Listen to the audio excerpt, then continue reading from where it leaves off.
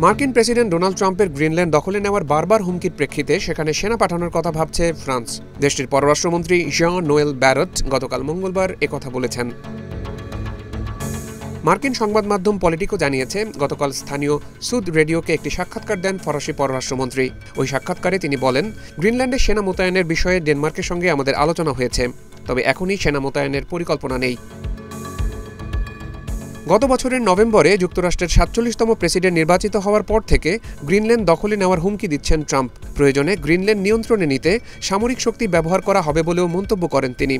ট্রাম্পের এসব বিতর্কিত মন্তব্যের জেরে সেখানে সেনা মোতায়েনের পরিকল্পনার কথা জানালেন ফরাসি পররাষ্ট্রমন্ত্রী জ্যাঁ-নোয়েল ব্যারট। ব্যারট বলেন, গ্রিনল্যান্ডের নিরাপত্তা হুমকির মুখে পড়লে ইউরোপ অবশ্যই পদক্ষেপ নেবে। ট্রাম্পের অব্যাহত হুমকি মোকাবেলায় গ্রিনল্যান্ড সম্প্রতি ইউরোপের দেশগুলোর সমর্থন চেয়েছে। এরই মধ্যে ডেনমার্কের প্রধানমন্ত্রী মেটে ফ্রেডেরিকসেন বিষয়টি নিয়ে ইউরোপীয় নেতাদের সঙ্গে বৈঠক করেছেন। তিনি ট্রান্স আটলান্টিক সহযোগিতার উপর জোর দিয়েছেন। এরপরই ফ্রান্সের পক্ষ থেকে এমন পরিকল্পনার কথা জানা গেল। ফরাসি পররাষ্ট্রমন্ত্রী জ্যাঁ-নোয়েল ব্যারট আর্কটিক এই অঞ্চলটিকে সংঘাতের নতুন ক্ষেত্র হিসেবে বর্ণনা করেছেন।